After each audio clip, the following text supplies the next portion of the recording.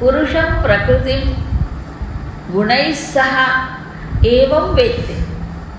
ఇప్పుడు చెప్పినట్లుగా పురుషుడు స్వరూపాన్ని, ప్రకృతిని గుణములతో సహా, గుణములు వాటి ప్రభావం వాటితో సహా అర్థం చేసుకున్నటువంటి వాళ్ళు సర్వథా వర్తమాన అపి, అంటే వాళ్ళు ఎప్పుడూ కూడా ఏ ఉపాధిలో పనిచేస్తున్నా, ఏ స్థితిలో ఉన్నా సర్వథా అంటే ఏ స్థితిలో ఉన్నా, ఎక్కడున్నా, ఏం చేస్తున్నా వాళ్ళు ఏమవుతున్నారు?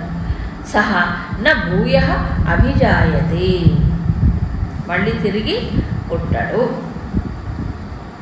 జన్మరా. ఇందాక ఒక విషయం చెప్పాడు, కారణం గుణసంగోస్య సదసద్యోని జన్మసు చెప్పాడా? అంటే ఏంటి? గుణములతో సంగం వల్లనే ఉత్తమ అధమమైన జన్మలు కలుగుతున్నాయి చెప్పాడు కదా. గుణములతో సంగం వల్ల కలుగుతున్నాయి. ఇప్పుడు గుణముల స్వరూపాన్ని అర్థం చేసుకుంటున్నాడు. ఈ గుణాలు ప్రకృతిలోంచి వస్తున్నాయి, ప్రకృతి గుణాలే కదా. దాంతో సంగం పెట్టుకోవడం వల్ల ఇవన్నీ అనుభవిస్తున్నాడు. నిజానికి పరపురుషుడికి ఏమీ లేదు. పరపురుషుడికి, పరమాత్మకి గుణాలతో సంబంధమే లేదు. గుణాలకు ఆధారం, గుణాలకి వేరుగా ప్రకాశింపజేస్తున్నాడు. ఏముంది? సంబంధమే లేదు. అవునా కాదా? మరి అప్పుడు ఎవరైతే ఏ పరమాత్మ అయితే గుణాలకు ఆధారంగా ఉండి గుణాలు ప్రకాశింపజేస్తున్నాడో ఆ పరమాత్మతో తాదాత్మ్యం చెందిన వాడి గుణాలు ఏం చేస్తాయి? ఏం చేయవు. కాబట్టి అలాంటి వాడు మళ్ళీ పుట్టడు, జన్మ ఉండదు, గుణములతో సంగం లేదు. ఇక్కడ రాబోయే అధ్యాయానికి బీజం పడి చూసారా, ఒకదానితో ఇంటర్లింక్ ఈ అధ్యాయాలన్నీ. రాబోయే అధ్యాయం ఏంటి? గుణత్రయం. అవునా? గుణత్రయ విభాగంలో గుణాలు విశ్లేషణ చేసి చిట్ట చివరిగా గుణాతీతుడు గురించి చెప్తాడు. ముందు గుణాతీతుడు అవ్వాలి, తర్వాతే పురుషోత్తమ ప్రాప్తి. అవునా? సో ఇప్పుడు గుణాల సంఘం వల్లనే అవుతున్నాడు. గుణాలకు ముందు ఏం చేయాలి? వేరుగా ఉండి చూడాలి. వేరుగా ఉండి చూసినప్పుడు ఆ గుణాలకి కట్టుబడడు, గుణాలను ఉపయోగించుకుంటా. అలాంటి వాడు మహేశ్వరుడు. అక్కడ అలా మహేశ్వరుడు అంటే ఎవరు? 3 గుణాలను వాడుకుంటున్నాడు అంతే. ఈశ్వరుడుగా, మహేశ్వరుడుగా వాడుకుంటాడు. ఇప్పుడు జ్ఞాని అయినంత మాత్రం చేత నిద్రపోడా?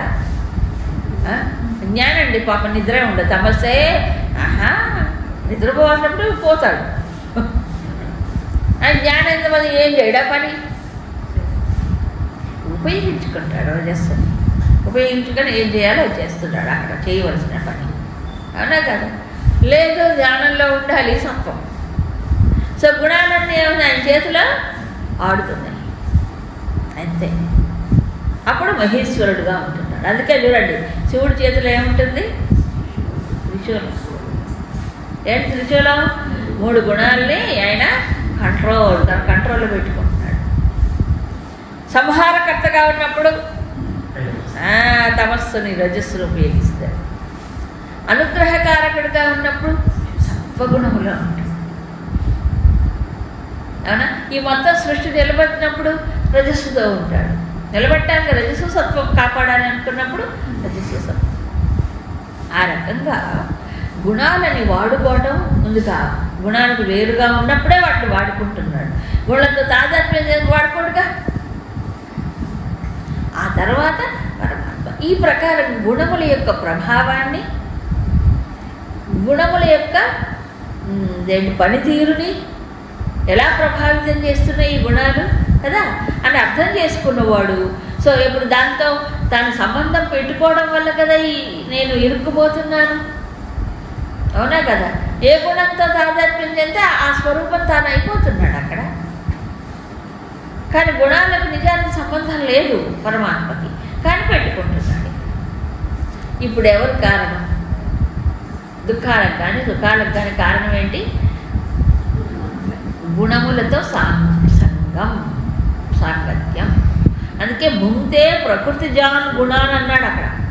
అవునా? ప్రకృతిలో పుట్టే గుణాలని ఏం చేస్తున్నాడు? ముందు వాటిని భోగిస్తున్నాడు, తద్వారా సుఖ దుఃఖాలు అనుభవిస్తున్నాడు. అంతే కదా ఇప్పుడు. సో సమస్యకి మూల కారణం ఏమిటో ఇక్కడ చెప్పాడు.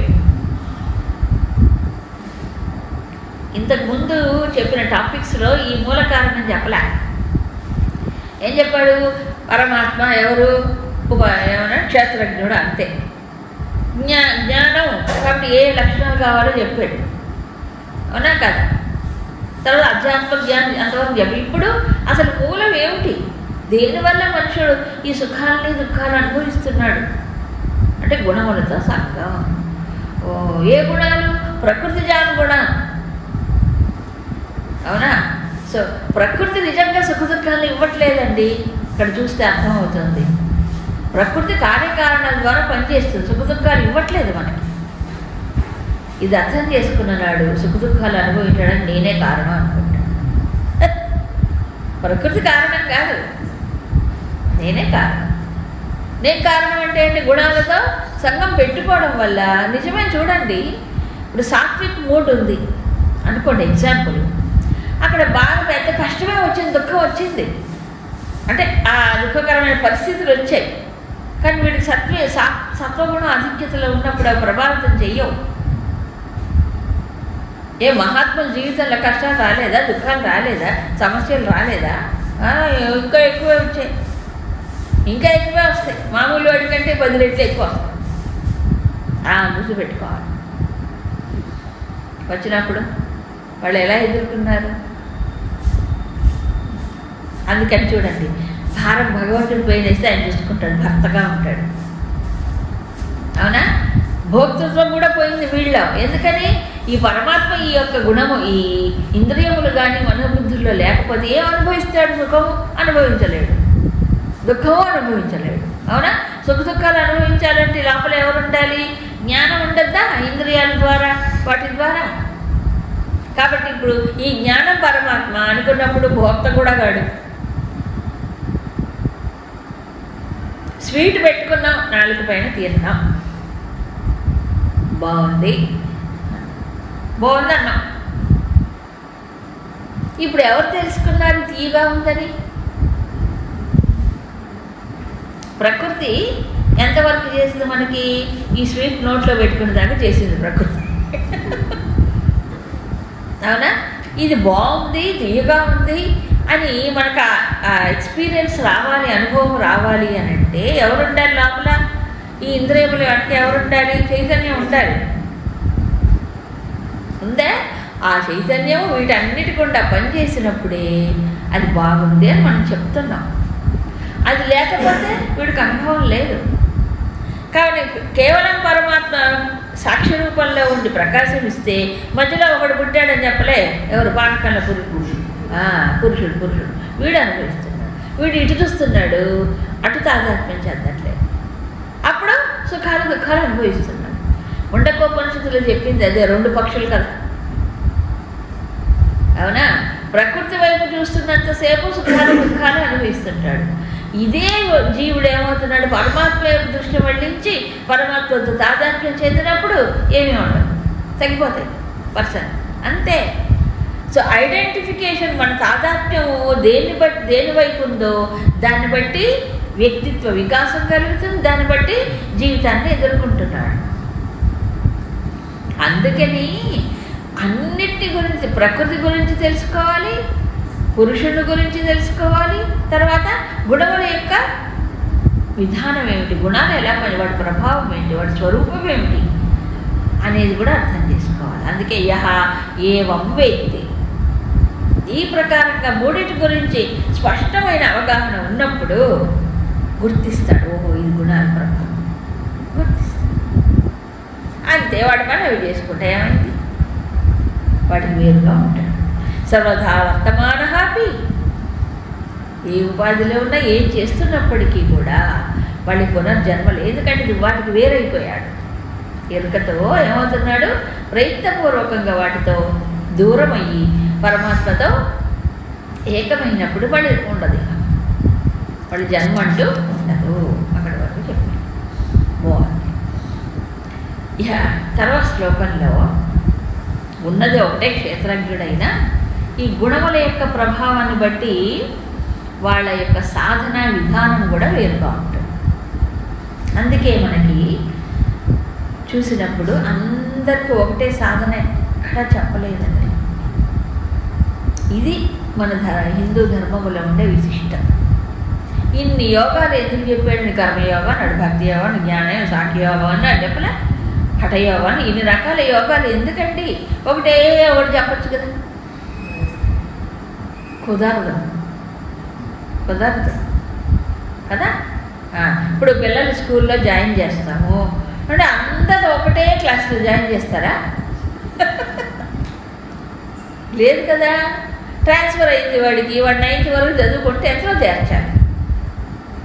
ఇంతకుముందు ఎంతవరకు చదివాడో అంత దాన్ని బట్టి వాడు బడిలో ఒక క్లాస్లో చేరుతాడు. అందరూ ఒకటే క్లాసులో కూర్చోబెట్టి పాఠాలు చెప్తారా? చెప్పరు కదా. అవునా? అలాగే గుణముల యొక్క పరిపక్వతను బట్టి, మార్పును బట్టి వాళ్ళ యొక్క ఆలోచనలోనూ భావాల్లోనూ మార్పు ఉంటాయి. ఆ మార్పును బట్టి ఏమవుతుంది? వాళ్ళ యొక్క దృష్టి వాటి సాధనని తీసుకోవాలి. అందుకే చెప్పారు స్వధర్మే నిధనం శ్రేయ పరధర్మో భయావహ అని చెప్పారు. తన గుణాలను బట్టి తాను కర్మ చెయ్యాలి, తన గుణాలను బట్టి తాను సాధన చెయ్యాలి తప్ప వాళ్ళు ఎవరో చేసి రమణ భగవాన్ చేశాడు విచారణ అంటే తాను చేయగలడా? అవునా కదా. పూర్వజన్మ సుకృతం వల్ల చేసిన సాధన వల్ల అది వాళ్ళకి సహజంగా వస్తుంది. ఆయన ఆత్మవిచారణతోనే మొదలైంది ఆయనకి అసలు సాధన డైరెక్ట్గా భగవాన్. అలా ఒక్కొక్క శ్రీరామకృష్ణుడు ఉన్నారు, ఆయన ఏంటి భక్తి సాధన. వాళ్ళు జన్మతః వచ్చేసింది విచారణ. ఎవరు ఈ మూర్తి? నేను ఇలా రాత్రి పూజిస్తాను, ఈ రాయేనా దేవుడు? సజీవమైనటువంటిదా కదా చైతన్యం. ఆయనకు ఆ ప్రశ్న వచ్చేటప్పటికి తీవ్రమైన తపన వచ్చేసింది. ఆయన భావ సమాధిలో కూడా వెళ్ళిపోయాడు. తర్వాత నిరూపణ. ఇలా వాడి యొక్క పూర్వజన్మ సాధనని బట్టి ఉంటుంది. అందరికీ ఒక రకంగా ఉంటుంది కదా. అదే ఇక్కడ చెప్తున్నాడు భగవంతుడు. ధ్యానేనాత్మని పశ్యంతి కేచిదాత్మానమాత్మనా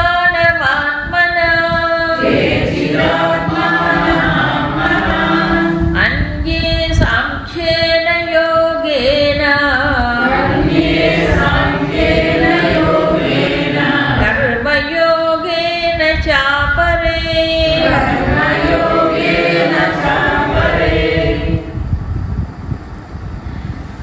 కొంతమంది కేచిత్ ధ్యానేన ఆత్మన ఆత్మని పశ్యంతి. కొంతమంది ఏం చేస్తున్నారు? ఆత్మని తనలోనే, ఆత్మన అంటే తనకు తానే తనలో ఏం చేస్తారు? పశ్యంతి, ఆత్మని చూస్తారు. తనలోనే తాను ఆత్మని చూస్తాడు. ధ్యానేన ధ్యానము ద్వారా, ఆత్మన ఆత్మానం ఆత్మని, 3 ఆత్మలే చెప్పాడు ఇక్కడ. జ్ఞానం, జ్ఞేయం, జ్ఞానగమ్యం. అవునా?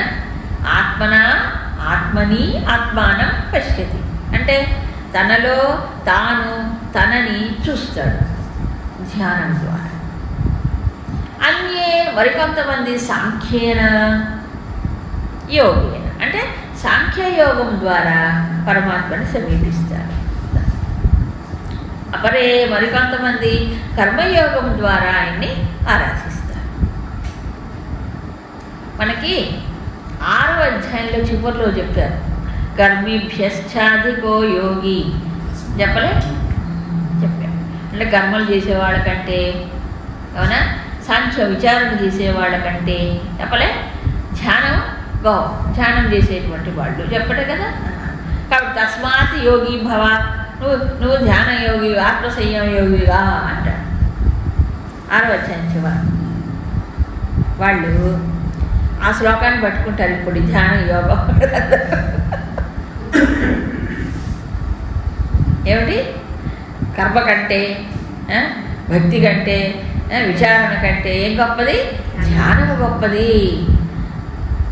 కాబట్టి మేమందరం ధ్యానమే చేస్తాం.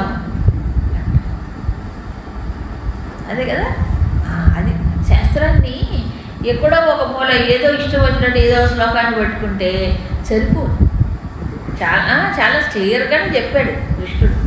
ప్రతి చోట జాగ్రత్త పడ్డాడు ఆయన. ఇప్పుడు కర్మ సన్యాసం కర్మయోగం కంటే ఏం చెప్పాడు? కర్మయోగమే గొప్పదన్నాడు అక్కడ. ఎవరికి? అర్జునుడు లాంటి వాళ్ళని. ఎక్కువ రజస్సున్న వాళ్ళకి అదే మంచిది, పూజలు ధ్యానం చేయకూడదు. చెప్పలే చేయకూడదు. ఇంకా మరి 12వ అధ్యాయంలో కూడా చెప్పాడు, క్లేశోధిక తరస్తేషం, నిర్గుణ నిరాకారమైన తత్వము ఈ దేహ తాదాత్మ్యం ఉన్నవాడికి చాలా కష్టం, అందదు అసలు బుద్ధికి, చేయలేడు. అందుకని ఏం చేయాలి?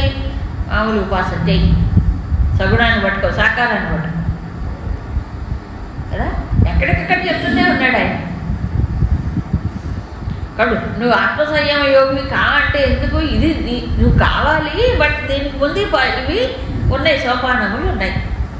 అయితే ఇక్కడ కేచిత్ అన్నాడు. కొంతమంది ధ్యానం ద్వారా, కొంతమంది సాంఖ్యం ద్వారా, కొంతమంది కర్మయోగం ద్వారా చేస్తారు అన్నాడే తప్ప ఇక్కడ భగవంతుడు ఏది గొప్పది అని ఎక్కడ నిర్ధారణ చేయలే. అయితే వారి యొక్క బిల్టప్ అంటే లోపల ఉన్నటువంటి గుణాలను బట్టి వారికి అది మంచిది. అవునా? ఇప్పుడు 3వ అధ్యాయంలో 2వ శ్లోకం అక్కడ మధ్యలో బిగినింగ్లో ఏమన్నాడు? సాంఖ్యాన జ్ఞానయోగేన చెప్ప, యోగులకు కర్మయోగం అన్నాడు. ఎవరికి ఏదో చెప్పాడు అక్కడ. అవునా? సాంఖ్యులకు ఒకటి. ఈయన ఎవరు? వీళ్ళు ధ్యానం డైరెక్ట్గా చేయగలిగే స్థితిలో ఉన్నారు. అంటే ఎక్కడ చూస్తారు ఇప్పుడు? ఆత్మానం. ఎందుకంటే తన స్వరూపము కంటే భిన్నము కాదు పరమాత్మ. కానీ ఎక్కడ చూడాలి పరమాత్మ? అన్ని క్షేత్రాల్లో ఉన్నాడు పరమాత్మ, లోపలే ఉన్నాడు కదా. అవునా? కాబట్టి ఆత్మని హృదయంలో, హృదయ సర్వస్య విష్ణుది అన్నాడు. హృదయంలోనే, తనలోనే. ఎవరిని చూస్తాడు? ఎవరిని చూస్తున్నాడు? ఆత్మానం, తనని. అంటే పరమాత్మ కంటే తాను వేరు కాదు అని తెలుసు కాబట్టి పరమాత్మగా తన స్వరూపాన్ని చూస్తాడు. అంటే బాగా పరిపక్వ స్థితి కలిగినటువంటి వాడు, ఇవన్నీ సాంఖ్యం కర్మ దాటిపోయినవాడు. ఎక్కడో చూడడు పరమాత్మని. సోహం భావేన పూజయ్యద్దని. సహ అహం పరమాత్మ కంటే నేను భిన్నము కాదు. ఎక్కడ చూస్తాడు? ఇది తనలోనే చూస్తాడు, తానుగా చూస్తాడు, తానే అయి ఉంటాడు. ఇది ధ్యానం. ఇది ఉత్తమోత్తమైన ధ్యానం. ఇది అన్నిటికంటే బెస్ట్. కాబట్టి ఇది నిజమైన ధ్యానం ఇక్కడ చెప్పింది. మిగతావన్నీ సగుణ ధ్యానం. సగుణం అంటే ఏంటి? తాను వేరుగా ఉండి ఒక రూపంలో కదా, ఏదో ఒక ఆనందం పట్టుకొని చూస్తాడు, దాంట్లో మనసులు అన్నం చేస్తున్నాడు. ఆ ధ్యానములేవి? ఇది కాదు. అది కూడా ధ్యానమే. అంతెందుకు? ధ్యాయతో విషయాన్ని పుంసహ అన్నాడుగా, అది కూడా ధ్యానమే. విషయాన్ని కూడా ధ్యానం చేస్తాడు మామూలు మనిషి. ఏదో అందరు చేసేది అదే, విషయ ధ్యానమే ఎక్కువ చేస్తాడు. దాని మీద దృష్టి అసలు పక్కకే పోతే, విషయాన్ని పట్టుకుంటే పోతుందా? ఎందుకు? తనకి ఇష్టం అలా దానిపోయి దృష్టి. దేవుడిపై పొమ్మంటే పోతుంది, అది పోదు. మరి విషయాన్ని ధ్యానిస్తూ ఉన్నప్పుడు దేవుడి పైన ఎక్కడ పోతుంది? అది కూడా ధ్యానం, ఎవరు కాదన్నారు. కాబట్టి ధ్యానించే శక్తి అందరికీ ఉంటుంది, లేకపోలేదు. అవునా కదా? గుణాలను బట్టి ఏమవుతుంది? విషయాలు కానీ విషయాలనే ధ్యానిస్తుంటాడు 24 గంటలు. కర్మల గురించి ఆలోచిస్తాడు, కర్మ ఫలాల గురించి ఆలోచిస్తాడు. అవునా కదా? మరి అందుకు ధ్యానం ఒకటే అందరికీ. కాకపోతే పరమాత్మ పైన పెట్టాడా, విషయాల పైన పెట్టాడా, లేకపోతే పరమాత్మలో కూడా మళ్ళీ సాకారం పైన పెట్టాడా, నిరాకారం పైన పెట్టాడా, అక్షరం పైన పెట్టాడా, విశ్వరూపం పైన పెట్టాడా, ఒక రూపం పైన పెట్టాడా? ఎన్నో ఉన్నాయి. ఇక్కడ చెప్పిన ధ్యానం ఏంటి? బయట ఆలంబనే లేదు, బయట దేన్ని పట్టుకోవాల్సిన అవసరం లేదు. ఎందుకని? బాగా పరిపక్వ స్థితి కలిగిన వాడు. ఎవరో పరమాత్మ తెలుసు, తాను ఎవరో తెలుసు, తాను ఆయన కంటే భిన్నము కాదు అంటే దృఢ నిశ్చయపూర్వకమైనటువంటి జ్ఞానం కలిగినటువంటి భక్తుడు. ఇక్కడ భక్తి అనంటే ఏంటి? పరమాత్మతో అనుసంధానం చేసేట భక్తి కదా. కాబట్టి నేను అన్యమైన దాన్ని ఎందుకు పట్టుకోవాలి? నేను పరమాత్మ కంటే భిన్నము కానప్పుడు అవన్నీ సంసారానికి హేతు అని చెప్పాడుగా. సుఖదుఖానికి కారణం అన్నాడు, అంతే కదా. సంసార బంధనానికి అవి కారణం. కాబట్టి ఆత్మానం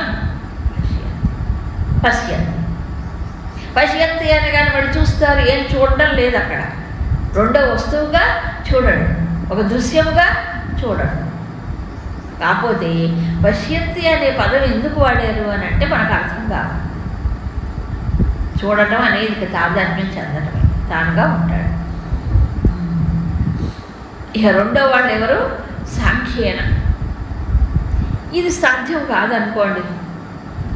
ధ్యాన స్థితి ఆత్మగా పరమాత్మ ధ్యానం చేయడం సాధ్యం కాదు. అప్పుడు సాంఖ్యం అంటే ఏంటి? ఇక్కడ మళ్ళీ సాంఖ్యయోగం కాదు ఇక్కడ. మరేమిటి? 2వ అధ్యాయంలో చెప్పాడే, జ్ఞానులకి సాంఖ్యయోగం అన్నాడు. అంటే ఏం చేస్తారు? ఇంటలెక్చువల్ లెవెల్లో బుద్ధి స్థాయిలో ఉండి శాస్త్రాన్ని బాగా శ్రవణం చేసి బాగా ఆకలింపు చేసుకుని విచారణ చేస్తుంటాడు. ఇంకా దాంట్లో ఇంట్రెస్ట్ ఉంటుంది వాడికి. ధ్యానస్థితి దాకా పోలేరు. శాస్త్రంలో అధ్యయనంలో విచారణలో నిమగ్నమవుతుంది వాడి బుద్ధి. ఇది రెండవది విచారణ. తర్వాత అపరే కర్మయోగేన. కొంతమందికి అలా శాస్త్రం వినడానికి కూడా ఓపిక ఉండదు, వినలేరు ఎక్కువసేపు. వినడం కష్టం అయిపోతుంది, బుద్ధి పట్టుకోదు. మరి ఏం చేయాలి? అప్పుడు కర్మయోగం చెయ్యాలి. కర్మయోగం అంటే నిష్కామం, అందులో సకామ కర్మయోగం ఎక్కడ ఉండదు. కర్మయోగం అంటేనే కర్మ ఫలిత సమర్పణ చేయడం, తర్వాత కర్తృత్వ త్యాగం, కర్మయోగం అంతే. అపరే మరికొంతమంది అన్నాడు. అవునా?